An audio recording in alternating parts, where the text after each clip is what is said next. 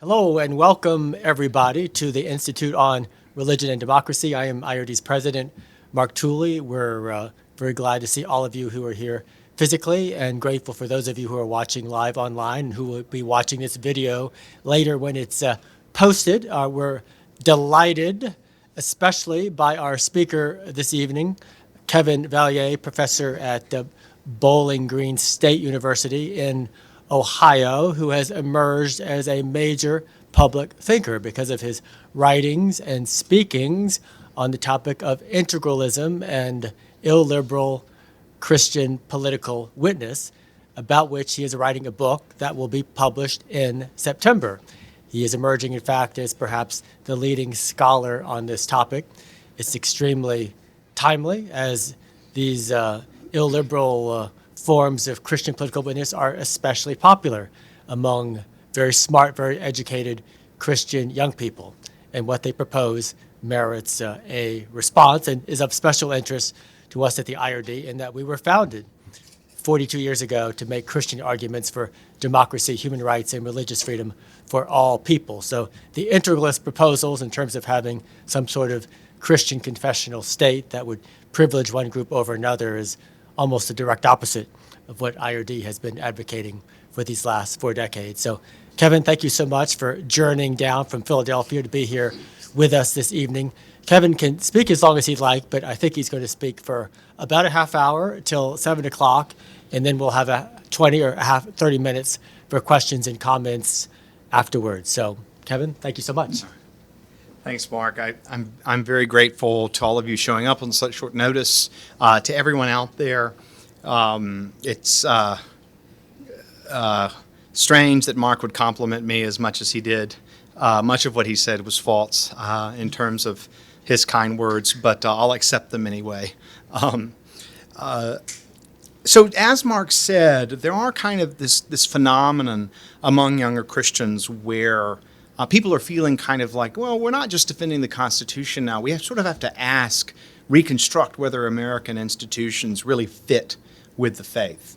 And in my discussions and lectures on integralism, this is something I've found. You know, if you're under 30, you're very online conservative, you kind of know the score. And so what I'm going to do today is really two interwoven things. The first is I'm going to tell you what integralism is and give a bit about its history. But in the process, I'll be laying the foundations for one of my three major arguments against integralism in the book. I'm going to keep two of them to myself until the book comes out, but the third one I'll run by you. And it's going to turn out to be a little bit different than you think, because it's actually a pretty old tradition, and the sort of most well-known integralists tend to be pretty cagey publicly about what they hold. That is, the American integralists. The British integralists will tell you directly. So with that, I will begin. So as we know, many young Christians worry about liberal order, and alternatives abound. Catholic integralism is the sort of hot new, but actually centuries-old alternative to liberal order, and in some nations it's their precursor ideology. So today I'm going to define integralism and raise a problem for it. The justice argument claims that it permits integralism, that is, the unjust coercion of the baptized. So it's going to turn out actually a great deal of understanding integralism is actually understanding the theology of baptism. So this really is a political theology through and through. People are oftentimes very surprised that I say that, but it's very, very true, and it's something that integralists themselves will affirm.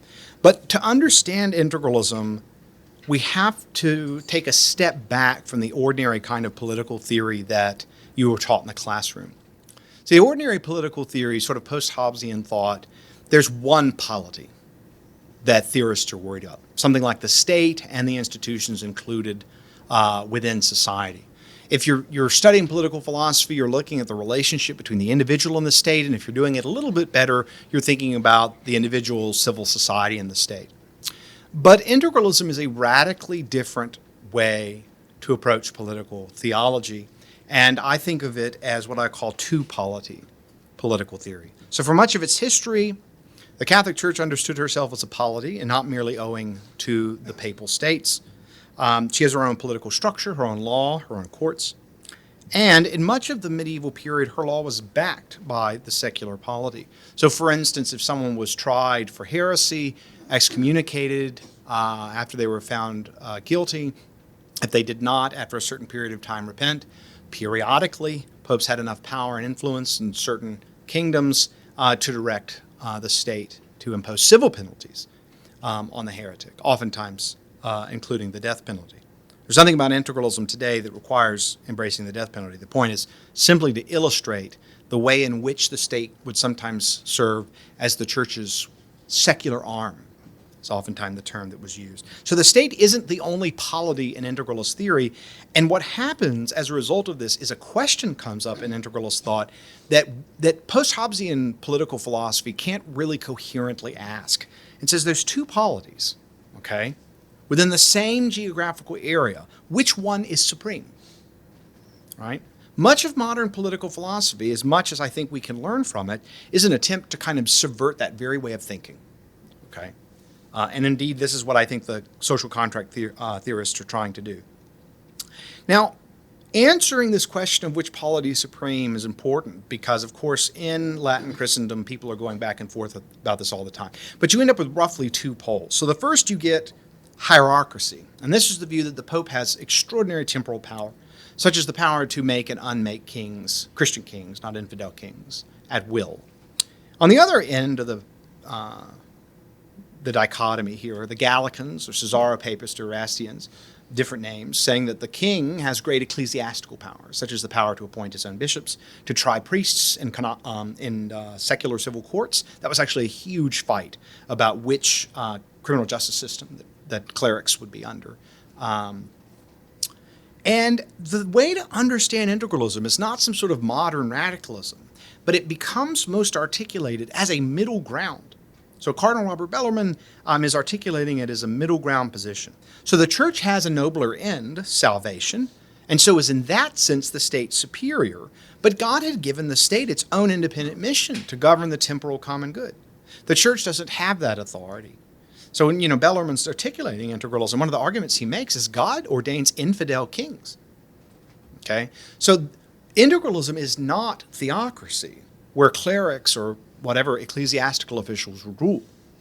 It is not a pure theocracy. That's extremely important to understand. It's not theocracy. It's not theocracy, not theocracy. Okay? But owing to its nobler purpose, whenever the state sort of strays into spiritual affairs, the church could deputize the state to back its law when necessary. That is, not to enforce its law. That would actually count as irrigation, but rather to sort of codify civil penalties for the violation of the church's law. So this is, again, when it pertains to spiritual order, dealing with heretics, apostates, and persistent unbelieving communities, especially Jews. And this is not a great history. So I'm a philosopher, and I want to convey to you the range of possible integralist regimes. So I'm going to use some variables when I give you a formal definition of what integralism is. The first two conditions you'll be able to accept, I think, by and large. It's the third condition that makes the position strange. So first, God has authorized a state to advance the natural common good, however you want to understand that within Christian bounds, of some community, be it a nation or something smaller, or perhaps an empire. And that's something we can accept to some degree. And then there's the supernatural authority condition. God authorizes the church to advance supernatural common good, that is our spiritual development and ultimate corporate union in Christ forever, of all the baptized persons in the community. Very important. Of course, the church does not force baptism, at least not ordinarily, and there's none of the major Christian traditions that endorse the legitimacy of that. In the Catholic Church, that's a grave sin.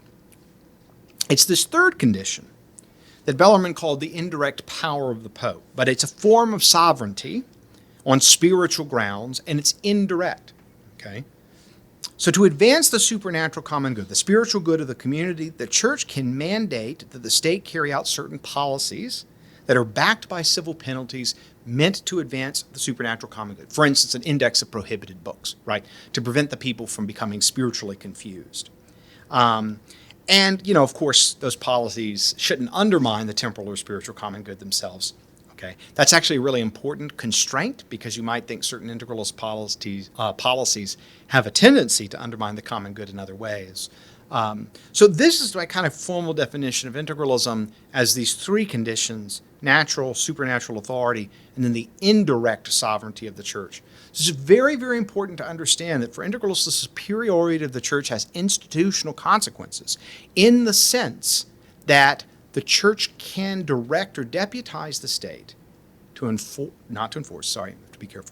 to back its law with civil penalties. Okay, so again, not theocracy, but very much a kind of mixing, or, as they say, integration of church and state in a certain way. So integralism starts really, I think, coming together most clearly in Catholic thought in the 11th century. But it receives its most sophisticated articulation both at the Council of Trent and from the great Counter-Reformation theologians, most foremost among them Francisco Suarez and Cardinal Robert Bellarmine. And this bit about baptism that I brought up, we've got to come back to it. So obviously, you know, Erasmus of Rotterdam is no modern liberal, but there's a sense in which he was pushing the church, including the Catholic Church, towards a little bit more liberal position. And here's an example. In the introduction to his commentary on the book of Matthew, Erasmus makes the following claim. He says, you know, suppose people are baptized as children or infants, and they grow up and they no longer affirm what their godparents vowed in their name. We shouldn't apply civil penalties to them. Sure, deny them the Eucharist. Okay, that's fine. But don't impose civil penalties on them because, you know, they didn't know what they were getting into. So you're not going to give them criminal liabilities in a secular court. Okay. So the Parisian School of Theology pretty much immediately censures him. And I think there's two reasons for this. One is practical and the other is theological. The practical reason is you're essentially saying that if people grow up, they were baptized Catholic, and all of a sudden they want to be a Calvinist, that you can't stop them except by denying them the Eucharist. So you've got to shut it down. The theological reason was to not weaken the power of baptism.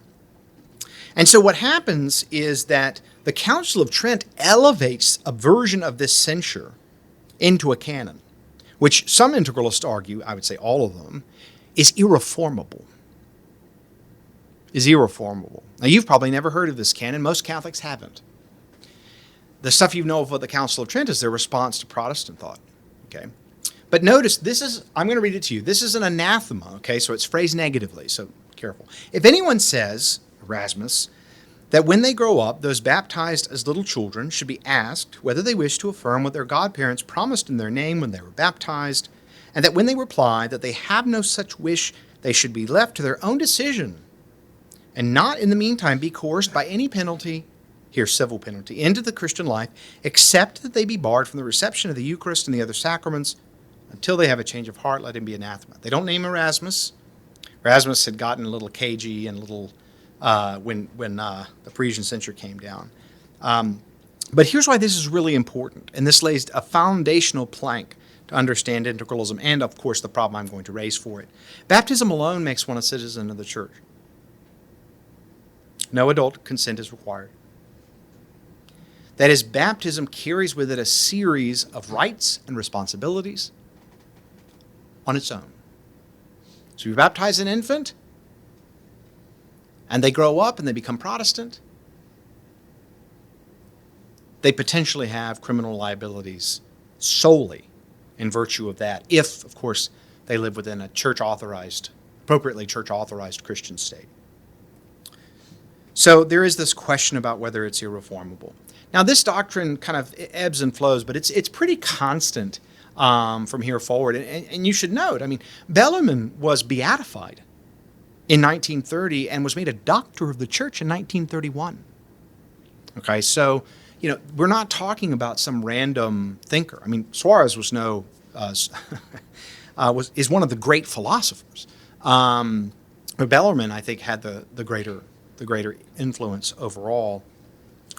And these ideas, I think, become very important when the Catholic Church is working out its resistance to certain kind of nationalist movements and also the particularly Italian unification, but also before that, the French Revolution. And so it pushes a number of the popes to try to articulate the relationship between the church and the state. And they go back and they're kind of drawing on these figures. For instance, Leo XIII had a Jesuit education and kind of knew Suarez and Bellarmine's thought. And so in his great, but not very today well-known encyclical Immortale Dei, he articulates what I take to be the sort of Christian ideal to his mind. The Almighty, therefore, has given the charge of the human race to two powers, the ecclesiastical and the civil, the one being set over divine and the other over human things. Each in its kind is supreme. Each has fixed limits within which it is contained, limits which are defined by the nature and special object of the province of each. Okay, we can accept that. Okay, now, there must accordingly exist between the two powers a certain orderly connection, right, an integration, which may be compared to the union of the soul and body and man, the church being the soul, the state being the body. The church gives the state its ultimate purpose. It brings it to life in a certain way to serve Christ and the church. Now, I don't think Leo was trying to push for integralism in his day. He was too good a diplomat from his previous experience to think anything like that made sense. But I do think this was part of what he thought would be best in a fallen world in terms of church-state relations. But some 80 years later, the Second Vatican Council comes together and they issue a number of documents. The most controversial of all was Dignitatis Humanae, the statement on religious liberty.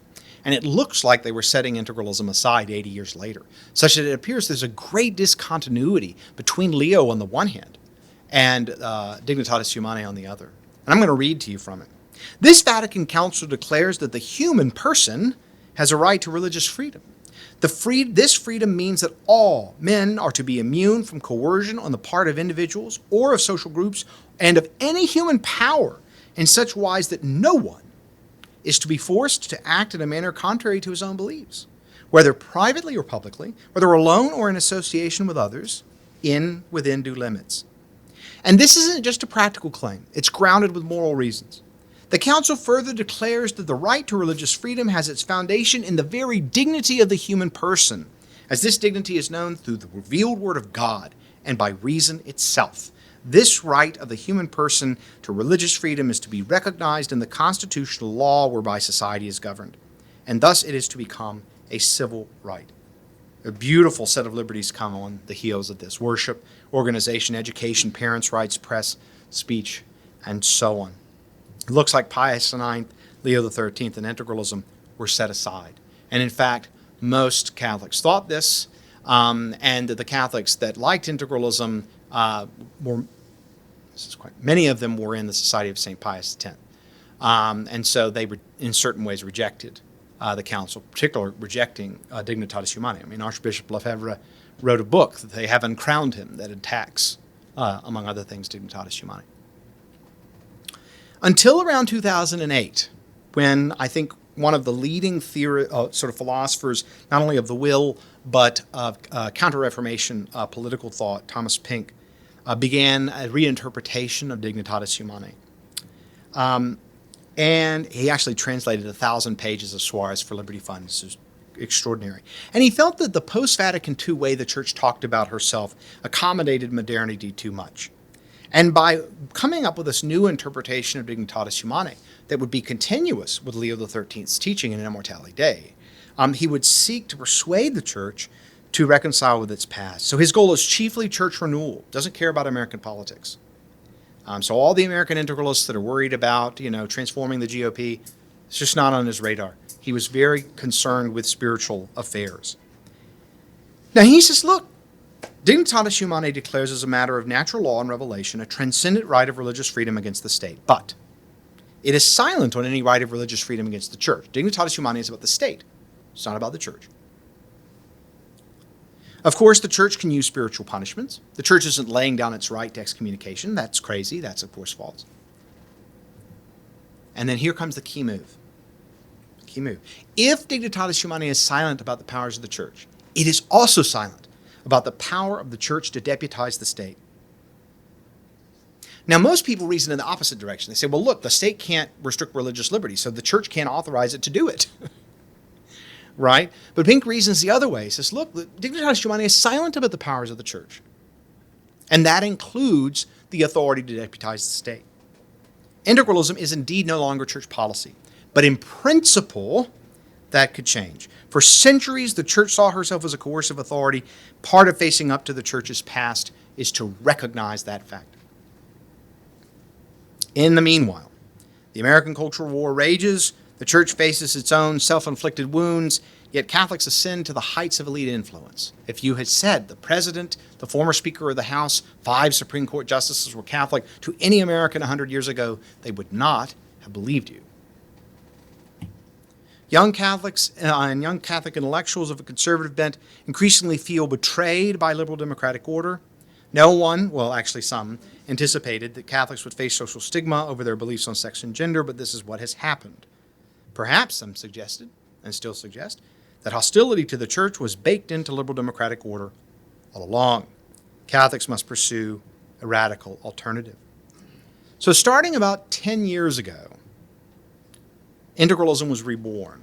Father Edmund Waldstein, a Cistercian monk, the son of 2 Catholic theologians, attended one of Pink's lectures. Father Waldstein had never particularly liked liberal democratic order, but he did feel a little hamstrung by Dignitatis Humanae. He felt traditionalists were too hostile to the church as she is, but Dignitatis Humanae really stood in the way. Pink solved Father Edmund's problem. And here is what Pink changed. Philosopher Thomas Pink made it possible for Catholics to oppose liberal order while in their minds remaining loyal sons and daughters of the church. They didn't have to take an oppositional stance towards the church anymore. You could be a good Catholic, a Catholic in submission to the church, and yet oppose liberalism root and branch. That's what changed. That's what opened the door. The intellectual demand was there. Pink was the supply. And Father Waldstein was the one who tied the room together by bringing all of these people together. Some of whom are ex-integralists now, and you actually know who they are, and I won't mention them. So the American integralists adopted Pink's interpretation, no forced baptism, but if the church can re-adopt integralist policy, a new and powerful Catholic state can be constructed. A reunification can occur. I've talked to most of the British integralists. They say, look, until society's Catholic, why are we even talking about this? We need a revival in the church. But many of the American integralists think that you can produce a revival in the populace if you can get control of the elite, right, of the state. This is one of the reasons that, Vermeulen or Deneen will talk about replacing the elite, is they have a top-down theory of social change, which for Deneen is new. When Why Liberalism Failed, he says almost the opposite of that. In such a state, the baptized will be treated differently than the unbaptized. The relationship is not unlike the application of Sharia law to Muslims in Islamic society, which includes physical punishment for apostasy. So there's certain restrictions, rules applied to in-group members. Okay? So you might say, in a Catholic confessional state, Catholics will have special rights and privileges. True. But they'll also have special liabilities. The unbaptized will, in a certain sense, have more religious freedom than the baptized, because the unbaptized can't be tried for heresy. Again, not a wholly theocratical position. Religious liberties for Jews and Muslims would be extensive, at least in the ideal case. Very important, though, some religious practices violate natural law, so the church could ban polygamy, for instance. So there is that exception. But the American state would be coercively Catholic. The liberal faith would be conquered and subdued under Catholic leadership. Okay. So I've told you the story, but I also laid the foundation for my counter-argument. The entire integralist project depends, for its coherence, on a singular moral claim. Baptism alone must transform religious coercion from unjust to just. Catholics say baptism involves a massive ontological change in the person. Sin is forgiven. The supernatural virtues of faith, hope, and love are implanted, and the will has the capacity to unite with God. As an Eastern Orthodox Christian, I accept basically all of this, except that we fight a little about original sin. But how does that legitimize religious violence on the part of the state? Grant everything the Catholic Catechism says about baptism, every single bit. We need an answer to this question. Remember, We have moral reason to oppose forced baptism. Decisive moral reason. It may never be done. It may never be done. Owing to the dignity of the human person is made in God's image. It may never be done. And I say that those reasons apply to baptized infants and to non-believers. So the justice argument is this. Baptism is not a moral transformer in the sense that integralists need. It cannot legitimize religious violence. Religious coercion of the baptized is unjust for precisely the same reason as the religious coercion of the unbaptized. Religious liberty belongs to human nature as made in God's image, as Dignitatis Humanae says. Integralism therefore licenses injustice, and so I conclude that integralism is false. Now, integralists have a number of workarounds, and in the time I have left, which about 5 minutes looks like, I'll have us consider one reply. In the book, I entertain 5 in true kind of analytic philosopher style of going through each objection and response to the objection, although it's a bit like scholasticism in its way, so it's not discontinuous with a lot of Catholic method. But again, I'll just give you one.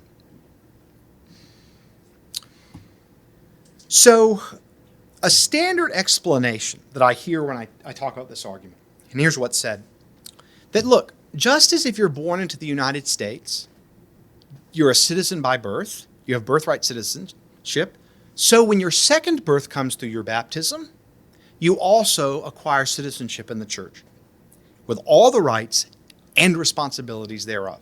It's just like, it's parallel, not just like, but it's parallel to the secular polity, that is, the non-ecclesiastical polity. But in my view, that just defers answering the question. The state bestows citizenship by convention. Plenty of countries don't have birthright citizenship. So if you ask, why do Americans get birthright citizenship? You say, well, there's a legal convention. That's the explanation. But baptism is supposed to bestow citizenship in the heavenly polity necessarily once Christ establishes it. We're trying to explain, why does baptism carry with it these legal consequences? And if you just say, well, it does, right? You're not actually advancing the argument. We need some explanation for integralists to convince at least non-integralist Catholics that this is what's involved in baptism. And to say, oh, well, it's a second birthright citizenship is not really an answer to that question. It's just another way of restating the problem. But Aquinas saw the tension in the 13th century. And as usual, he has a clever solution. Baptismal vows. He says, look, we make vows voluntarily, and they can be forcibly enforced. They have to begin freely, but they aren't continued freely. And so perhaps baptism can function on analogy. Although from the part of the Summa where he discusses this, the analogy between baptism and vows is unclear. You might think that baptism is a kind of vow. Of course, that's not going to make sense in the case of infants. And so it must be that some way a vow accompanies baptism, and that baptism is doing part of the work. Remember the Trent Canon. Okay? Now, I was telling you the history, but I was laying the foundation for this argument the whole time. Okay? Even infant baptism makes one a citizen of the church. But infants make no vow. There's no secret vow in their hearts. Okay? Baptism changes the will for Catholics, but it doesn't cause a choice or volition. Now, if you look at the Parisian censure of Erasmus, which is more detailed, they say the godparents make the vow. Let's allow the idea that A's promise can make B a citizen. One person can make another person a citizen by their own authority.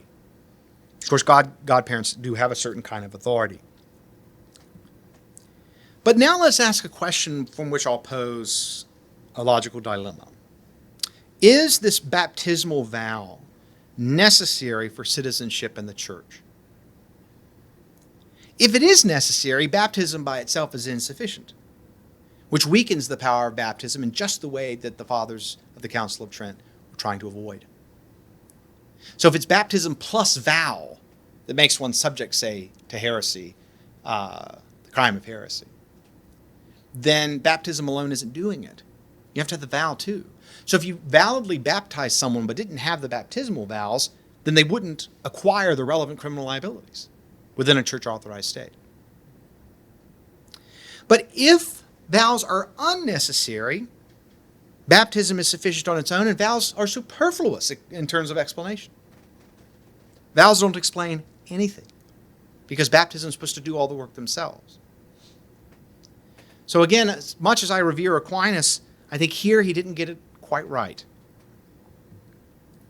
So, by way of conclusion, establishing integralism is going to require a wild reversal of the Catholic Church's self-understanding. Not one of 5,600 bishops is openly integralist. There may be 5 or 6, some integralists tell me they hope. And Pope Francis has privately described integralism as a plague. Integralism can only arise by destroying a competitive party system, which we know is one of the best ways to protect human rights, which of course the Catholic Church is wholly on board with the ideas of human rights in certain respects. There are folks that will sort of oppose discussion of human rights, but in terms of the Church's official theology, not its dogma, that's something stronger, it speaks the language of human rights very clearly.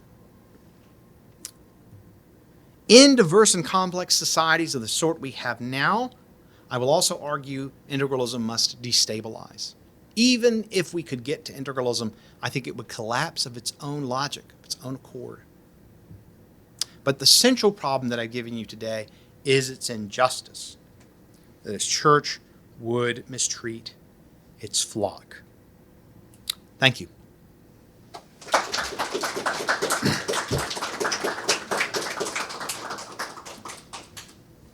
there are questions for the benefit of those watching online, if you would go to the microphone, please.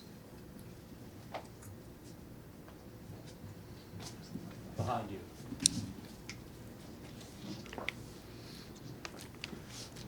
What kind of baptism are we talking about? Are we talking about Roman Catholic baptism Yes. or any baptism? Well, so this is a very, very important question. Any baptism in the name of the Father and of the Son and of the Holy Spirit is enough. Doesn't matter if you're Protestant, Orthodox, or Catholic. So if you're a Protestant in a church-authorized state and you have a valid baptism, you can be held liable for heresy. Now, the thought here would be that the integralists will say is, look, I mean, they're not going to meet the relevant conditions for guilt. They may be invincibly ignorant. So even if they're liable in some broad sense, no Protestant where their family has been Protestant for generations is going to go to jail. I mean, they're not guilty, right? But you can imagine plenty of Protestants say that might very well be, and the mere fact, for instance, that one is a presumptive criminal, I think, would very much change Catholic-Protestant relations. But it's a very, very important point. Any baptism that the Catholic Church counts as valid, and that's the chief sacrament that, and maybe the only one that Catholics acknowledge that Protestants have in full. So, very important. Is Pink understanding of Vatican II similar, or how much is it different from that of Ratzinger and Balthasarine Communio? And how do modern integralists deal with the Jewish question? Two big questions. So I take it that Ratzinger is following St. Pope John Paul II. At the council, it was clear, I think, that they were both kind of in Maritain camp. And in Maritain's camp was actually a pretty subtle position. His position was almost historicist in the sense that he thought that in the sacral age, integralism was legitimate. But in the secular age, as he describes it, it no longer fits the underlying logic of human civilizations. And so, unlike, say, John Courtney Murray and those who followed him, who would have given a much more liberal answer, integralism was like always and everywhere wrong. I would say that those two former popes would have been with Maritain. Although later there's a couple of things they say that make it sound like it's universal. That's my thought. I'm less sure about Ratzinger there. I'm more sure about Pope John Paul II. Now the Jewish question. This is very difficult. The Papal States had Jewish ghettos late into the 19th century. And the argument wasn't really based on any kind of race theory.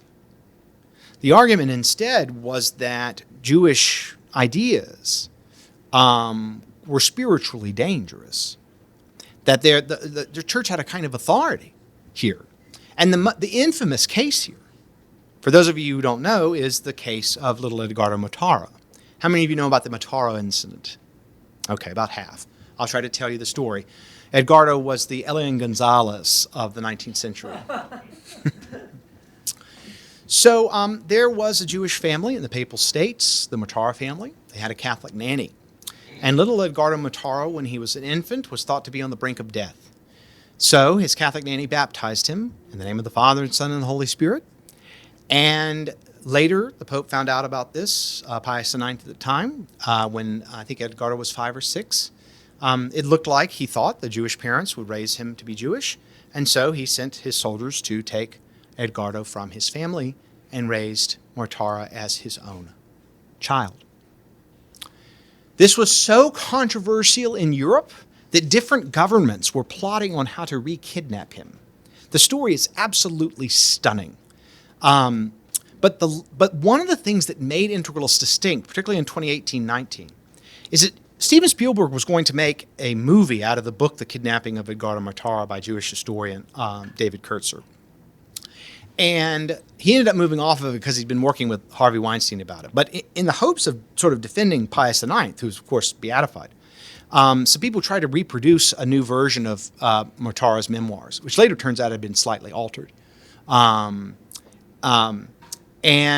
you know, in it, he's very loving and thankful and grateful to Pius IX.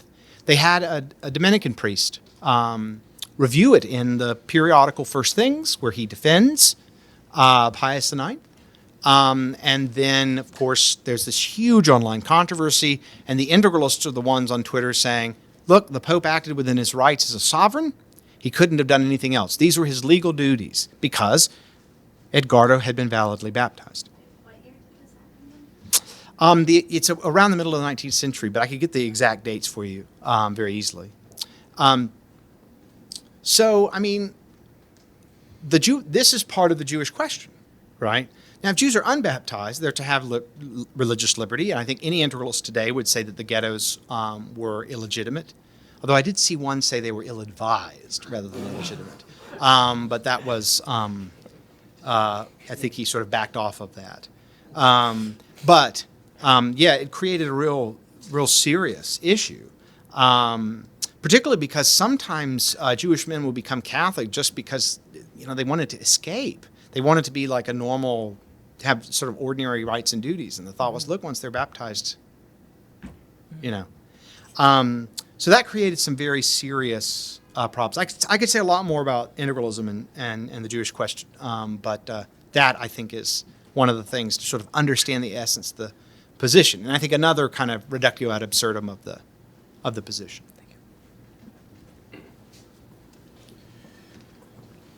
Yeah, what implications does Catholic integralism have for the just war tradition, something that we focus a lot of attention on in Providence? And specifically, it would seem to me, a key tenet of the just war tradition, as it's been handed down over time, is this concept of legitimate authority, and what constitutes a legitimate authority for war making. And it would seem to me that doctrine you had indicated of indirect, I think, spiritual sovereignty yes. Yeah. might suggest that a church authority could order or direct a temporal authority to wage war, perhaps, in defense war? of a crusade. A crusade. Indeed. Does Catholic integralism contemplate crusades? So, I mean, there's a tendency to sort of defend the Crusades as justified, at least a number of them. There are also small C crusades that were, for instance, after Jan Hus was burned, the Bohemian sort of predecessor of Luther, when he was burned alive, the Council of Constance, the Bohemians revolted on 4 separate occasions. The Pope had to put them down with what we would call small C crusades. At the same time integralism is being articulated, you're getting Vittoria, who was an integralist, also articulating the law of nations as part of national law. So what's fascinating is you have both people, Vittoria defending both integralism. He expressly defends the indirect power and also as the law of nations. Now, one of the things that the Spanish scholastics do say is that God makes infidel kings legitimate, and that no Christian state can intervene in an infidel kingdom unless the kingdom is persecuting Christians. So the Pope can't authorize intervention into an infidel kingdom, except perhaps in the case where the Pope authorizes, okay, look, they're persecuting and killing Christians. We're going to ask you to go in. But it does raise a host of issues with international law. One of the reasons that the Second Vatican Council moved in the direction it did is that it wanted to be part of the post-war human rights regime. That there were Catholics involved in formulating the UN Declaration of Human Rights. Maritain's role sometimes exaggerated here, but it was still very important. And so they were trying to convey to the world, look, we're not going to insist on liberty for ourselves when we're not in power, but restrict other people's liberty when we're in power. And so they wanted to convey to the world that they were on board. The ultimate reason, even though I think Pink gives some very strong arguments for his position, the ultimate reason I disagree with Tom, and who I think, again, is an absolutely phenomenal philosopher and theologian, is that if you interpret it in the way that he does, the church is sending a really misleading message to the world. Really misleading message. They weren't just trying to communicate to the church. They were trying to communicate to the world, we're fundamentally on board with this human rights regime. So that would have really serious international consequences, in particular because the foreign policy of a modern state could be set in part by the Vatican. That would have consequences, foreign policy consequences. It gets even wilder when you imagine what it would take for the Pope to have authority over a modern state, which could just ignore it. I speculate very briefly in the book that it might require the papacy to rearm, which now we're just in complete wild, bizarre territory if we weren't to some degree already. But yeah, I think for integralism to have effective power over a modern state in its current organizational form, it would have to change greatly. I mean, through and through, its culture, its structure, everything would have to change.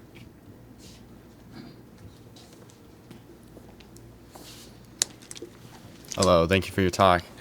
So my question is, have integralists put forth any sort of temporal civil coercions that they'd like to see in the case of baptized? I'm trying to remember. I read some of Swear's for a Christian political thought class, and I remember him mentioning It's quite severe. excommunication and then like releasing citizens from their duty to their like monarch or leader. Oh, yeah. But is it just left completely open-ended, in which case the implications could be?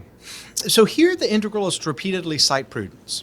And they say, while it may be legitimate in principle to say punish heretics and apostates, to have an index of prohibited books, any of the things that were part of the past, I actually think that the most shocking power that the Pope had was the power of interdict, where you could say deny the sacraments to an entire city or region or nation until they brought, say, their heretical king to heel.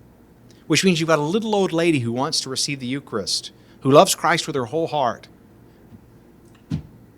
It's out. So the integralists, none of them say, oh, this is stuff we should be doing. They just say these are within the ordinary powers of the church-authorized state, if they so directed. It probably, they think, wouldn't really work unless society was overwhelmingly Catholic. But none are, I think, really wanting to go for it. But there are some that will defend its legitimacy to the hilt.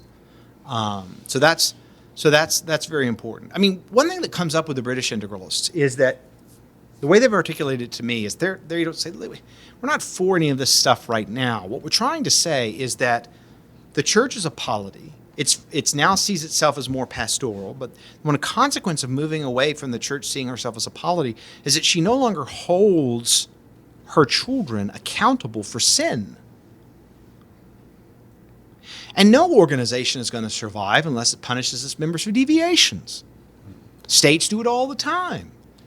So many of the British integralists are looking at the Western European church thinking, this thing is a husk. What would bring it back? What would bring it back is if it started to hold its members accountable for sin. And, they say in principle you could go pretty far. So that's what I would say on their behalf. They'll say prudence, prudence, prudence. That's the thought. Very stimulating talk so far. To the point where often when I feel like integralists talk about prudence, it seems like a mask for historicism in a certain sense. Is that the question? No, it's not the question. Okay. I was actually more curious about the idea. Well, earlier, someone previously brought up baptism, right? And I think Vatican II specifies they moved away from schismatics and started calling Protestants separated brethren. Yes, because they hold the baptism to be valid. And you brought up the fact that, well, if they were generationally Protestant, then they would be ignorant. But I can't. Protestant theologians who are well versed in multiple in multiple Catholic doctrines, I don't think that would hold. So it effectively be the equivalent of persecuting Protestant theologians in the same way that other regimes have persecuted rabbis as being the stalwarts of these sorts of ideas. Or does this even get talked about? So the way it's actually talked about, like in Vittoria, is he's one of the ones that starts to develop the application of invincible ignorance to sort of political and legal circumstances. Also, of course, the questions that the Native Americans existence of the Native Americans are raising at this time. And so the question is how invincible ignorance would apply to those who kind of really understand the issues. Mm-hmm. The one way of looking at it is they would be invincibly ignorant because they've confused the crap out of themselves. Another way of looking at it is no one can really know the arguments and not be culpable. So their ignorance is vincible, in which case they could be culpable for heresy and apostasy with the prudence sort of thing. But I do think actually any modern integralist state that wanted to be stable is going to have to suppress Protestant ideas. But the problem is as soon as they start doing that, you're just going to get back to Protestant-Catholic conflicts that are just unending, violent, terrible. We know that well into the 20th century, right? We go right back to it. Yes. Thank you so much, Dr. Vallier, for your talk. I had never heard integralism laid out so analytically and then refuted in the same manner. But I wonder if the primary appeal of, if not integralism, but post-liberalism in general, is the idea that even if this stuff all seems very high-flying in theory, that when it comes to politics today, especially in my generation as someone who's like Gen Z, the sort of breakdown of the implicit or always sort of there in the background, even if it wasn't legally stated, Christian, more specifically Protestant Christian presuppositions of society, the way we saw like Obergefell in 2015, fall to the wayside, and at a point when it even seemed like those kinds of prohibitions against like gay marriage, most people didn't even believe in them at that point. Like the kind of Protestant background had kind of fallen away so much. But to bring this back to integralism, I guess I see the primary appeal of some kind of post-liberalism being that many secular people would say that even trying to, say, opposing abortion, opposing gay marriage, any sort of Christian ethical scruple that doesn't have a sort of secular cover that can be justified in secular or like public terms, is automatically suspect. And so I see the advantage of a kind of post-liberalism as being like, well, I'm not going to try to think of like a secular reason why, like, say, gay marriage should be illegal. I'm just going to maybe this is a pipe dream at this point, but that I'll just vote that way according to Christian theology. And so I'm not going to like try to find a quote unquote liberal or a Rawlsian or a Lockean or whatever reason to support like that direction of government. And so that's not anything that integralists sort of formally set out, but I think that is the attraction to many younger people that because there is no longer this shared sort of moral fabric that was always sort of implicitly Christian, implicitly Protestant, now that that's gone, it almost feels necessary to sort of embrace like, well, these aren't just sort of like commonly accepted presuppositions say that like marriage between man and woman is distinctive from other kinds of unions, that we should just say go like directly into it, that it's more consistent and defensible to say to not sort of defend those kinds of things on liberal grounds. I know that was a very sort of roundabout thing, but do you have any thoughts on that? Oh my, yes, I wrote my dissertation on this. where I've tried to develop, this was also became my first book, Liberal Politics and Public Faith, where I tried to develop a post-secular liberalism, one that holds to liberalism while rejecting the privatization of religion, in part precisely because Christians were starting to become alienated from liberal democracy, in part because of the way the mainline Rawlsians were articulating certain doctrines of restraint, with the doctrine, the Rawls's duty of civility, but as an implication of the doctrine of public reason. So yes, I actually think a great appeal of post-liberalism is this thought of rejecting restraint, what's called in analytic political philosophy in this debate, we call principles of restraint, deliberative restraint. And so my task was to advance a version of public reason liberalism that rejected principles of restraint entirely for citizens.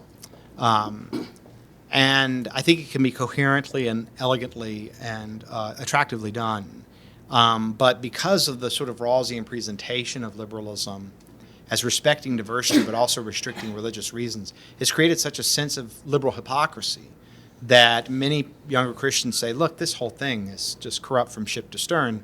So yeah, I do think that's part of the attraction of kind of post-liberalism broadly. So then there's this other question, which is, well, what's the appeal of integralism within people that are sort of broadly concerned about liberalism? And one line that I'd heard once from the integralist Gladden Papin was that what the integralists were doing among post-liberals was really challenging people to think about what the alternative would be. They're proposing a kind of ideal theory, a clear vision of what we would really need to do liberalism in. And that was one reason I focused on it. Because, I mean, prior to them, the integralists adopting the moniker post-liberal a few years ago, a lot of the post-liberalism was, pretty mild stuff. And I think is stuff that actually the liberal tradition could take on in various ways. For instance, I think today liberalism's individualism is historically is overemphasized. You have a lot of liberals between Mill and Rawls, for instance, trying to sort of harmonize the individual in the community.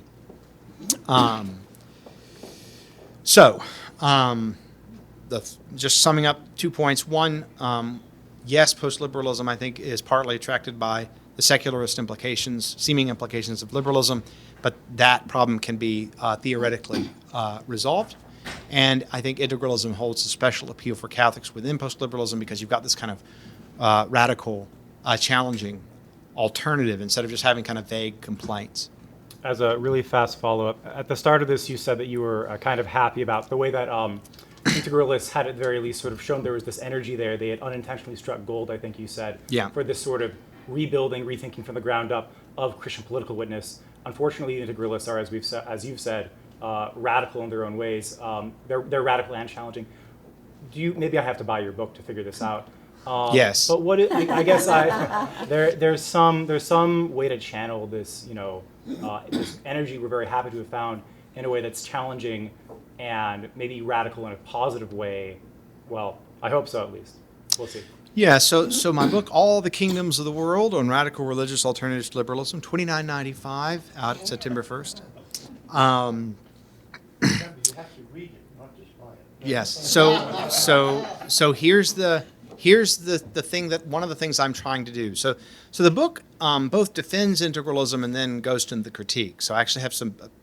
It ends up the critique of integral, or the case for integralism that I make is about 70 pages. It's a series of explanation argument, only a tiny bit of which I gave you today. And then I give my 3 arguments against it. And then I see if the model applies to Confucian and Sunni Islamic anti-liberalisms, and I find some parallels. So I'm trying to develop a sort of broader intellectual framework to facilitate conversation between friends of liberal democracy and critics. But how do we harness this energy? Well, one is to simply engage the ideas. Because ideas start to come together as you find out what you disagree with. And I think it makes it a little bit easier to figure out what you're for. My next project will be in positive political theology. This is kind of, the first book on political theology that I want to write. But I'll be going my own in terms of positive political theology now that I've sort of stated a view that I think is attractive in kind of its internal coherence, but unattractive in its implications. I've also tried to show in the book how one might go about trying to argue for and against any political theology. They've tried to lay out, a variety of tools that, range from kind of analytic philosophy to economic history to theology that try to explain even some kind of formal modeling, economic modeling at a certain point in a technical section that I call technical, so you can skip it if you want. I try to show what the method of political theology might be. And so that's a kind of underlying kind of meta theme of the book, is the way in which I sort of go after and defend integralism. So I think I do kind of have an answer of what to do, which I try to put on display in the method that I use. And then we simply asked similar questions in other faiths. So I haven't been Eastern Orthodox long enough to have a good grip on its political tradition because it's so much more diffuse, and it's also a great deal of it's untranslated from, say, Russian and Greek and so on. It's amazing, actually, how much Orthodox writing and thought is still, to this day, untranslated. And then, of course, we have these Protestant versions. There's the sort of defense of Christian nationalism, but the Reformed pen that so broadly, theologically, for its doctrines of nature and grace, or its insufficient doctrine of grace, that I've been told to kind of set it aside as a serious work, and that other Reformed non-liberals or sort of post-liberals will be developing their own thought in this regard. So I'll be keeping a lookout for that. Of course, the funny thing is that, you had Christian Reconstructionism last generation, and they were non-liberal in a certain way, but they were extremely liberal with respect to their defensive markets. So there's a way in which the Reconstructionists were not liberals at all, really, but they were not cutting themselves as utterly free of the liberal tradition as the sort of post-liberals and integralists are. So we'll see what people develop, but I think the key is to engage the ideas out there and then see where we want to go ourselves. So sorry, long answer to that, but that's what I think. It was a long question. Hi. Actually, I'm Jewish, so I only followed some of this. So I already know I'm against it, though, because I know a lot about Islam, and in my opinion, if something's forced, it's not virtuous. You can't, if you're not choosing it, it's not virtuous. But my questions were, I hope this is on topic. It might wind up being theological, because I don't really know, is when you were talking about baptism without vows and whatever that means. I went to some Bible study thing yesterday at a Baptist church, and one guy was talking about how he had a friend who, they were selling T-shirts. Like, get baptized and you get a T-shirt. So it sounds like if it doesn't have something where it means something, that guy would be held to some standard. It doesn't mean anything if you just went through the process to get a T-shirt. And if you're punished because you did something like that, then people who are more cognizant, it seems like you'd be, it would scare people off from becoming Catholic. Nobody would want to become Catholic. And my second thing is, when you said if the church should have the authority to punish, I could be wrong, but I thought that was God's realm, unless it was just the state. And as to prudence, it seems like a very slippery slope. It's a nice word in the beginning, but once they're in power, I'm not so sure. Yeah, the interesting question, there's some really interesting questions about how to think about the way that they think about ideals, because you've got the fall, and so you can't have a sort of liberal or socialist ideal. You've got to deal with sin. And so that means you're going to have to deal with corruption in government and the need to limit government. And the integrals have some interesting responses here. On the issue of the disincentivizing of baptism, you're quite right. Actually, I make something of this in the book. I think there'll be all kinds of incentives to say, like, modestly alter the baptismal rite, or to do it in secret and keep it off the books. There's lots of incentives to try to give it away from giving your children criminal liabilities. So yeah, there's very much, I think, an issue that baptism acquires this kind of weird cost that it wouldn't have in a kind of ordinary Catholic regime. So I think that was the answer to to your first point, but the second point. Was about the church having the authority to punish? Yes. So I think all Christians actually accept that pretty much that the church can punish in God's stead for certain kind of earthly sins. At the very least, saying, look, I mean, if you're in an affair, you're breaking your marital vows, you we call you to repentance, first as an individual, then as two, and then the church. You don't respond. I mean, it's pretty clear you treat them as you would a tax collector. So the thought here is that, yeah, look, I mean, any organization has to say if you break its rules, you get punished.